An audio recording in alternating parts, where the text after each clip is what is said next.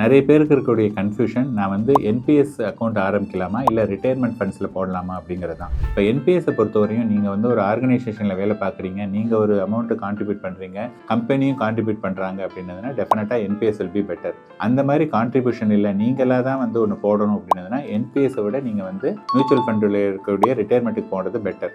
ஏன் வந்து mutual fund better அப்படின்னு சொல்கிறேன் அப்படின்னதுனா, மியூச்சுவல் ஃபண்ட்ஸில் வந்து பார்த்தீங்கன்னா ரிட்டையர்மெண்ட் ஃபண்ட்ஸில் வந்து 5 இயர் வரையும் தான் லாக்இன். அதுக்கப்புறமா நம்ம எப்போ வேணாலும் தேவைன்னா நம்ம எடுத்துக்கலாம். அதில் இருக்கக்கூடிய ஃப்ளெக்சிபிலிட்டி நிறைய. இன்ஃபேக்ட் வந்து ஒரு உதாரணத்துக்காக சொல்கிறேன், ஹெச்டிஎஃப்சியில் வந்து ரிட்டையர்மெண்ட் ஃபண்டுன்னு சொல்லிட்டு கிட்டத்தட்ட ஒரு 10 வருஷத்துக்கு முன்னாடி வந்தது. அந்த ஃபண்டு இந்த லாஸ்ட் 10 இயர்ஸில் கொடுத்த ரிட்டர்ன் வந்து பார்த்தீங்கன்னா கிட்டத்தட்ட 18% ரிட்டர்ன் கொடுத்துருக்கு. வேறஸ் உங்களுடைய என்பிஎஸ்ல வந்து ஆவரேஜ் ரிட்டர்ன் வந்து பார்த்தீங்கன்னா 14% தான் கிடைச்சிருக்கு. ஸோ உங்களுக்கு வந்து ஃப்ளெக்சிபிலிட்டி இல்லை 60 வயசு வரையும் நான் வெயிட் பண்ண வேண்டாம், கொஞ்சம் முன்னாடியே ரிட்டையர் ஆகணும் அப்படின்லாம் நீங்கள் ஃபீல் பண்ணீங்க அப்படின்னதா இருந்ததுன்னா retirement in mutual fund is better then NPS.